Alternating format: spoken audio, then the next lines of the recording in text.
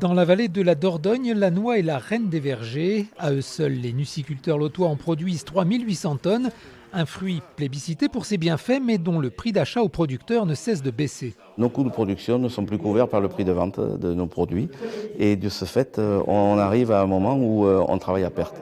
Alors ça vient de plusieurs choses, mais c'est surtout le prix payé aux producteurs qui est, on se rend compte depuis plusieurs années, plus bas que le prix mondial.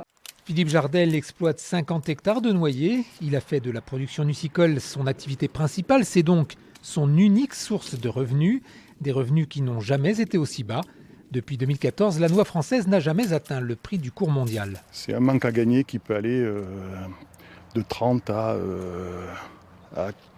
70-80%. C'est énorme par rapport à des années de référence où le cours de la noix, il y a 3-4 ans, était beaucoup plus élevé. C'est quasiment divisé par deux. Si cette situation peut en partie s'expliquer par la concurrence mondiale, les producteurs dénoncent aussi le mode de fixation des prix et pointent du doigt la politique commerciale des coopératives. On vend nos produits à des coopératives ou à des négociants, entre guillemets, en confiance. C'est-à-dire qu'eux font leur opération commerciale. Quand ils ont pris leur marge, nous disent, voilà, on a fait au mieux et on vous livre le prix tel quel. Donc qu'ils aient une performance de vente très bonne ou moyenne, ils sont rémunérés pareil. Donc ça ne pousse pas à tirer les prix vers le haut. Démenti formel du représentant de la principale coopérative de la vallée de la Dordogne, qui écoule 2500 tonnes de noix par an. On essaie toujours de défendre le produit au maximum.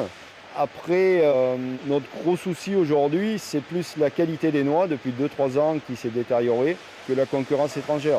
Pour sortir la tête de l'eau, les producteurs appellent tous les acteurs du secteur nucicole à une grande concertation en vue de dynamiser et de mieux structurer la filière.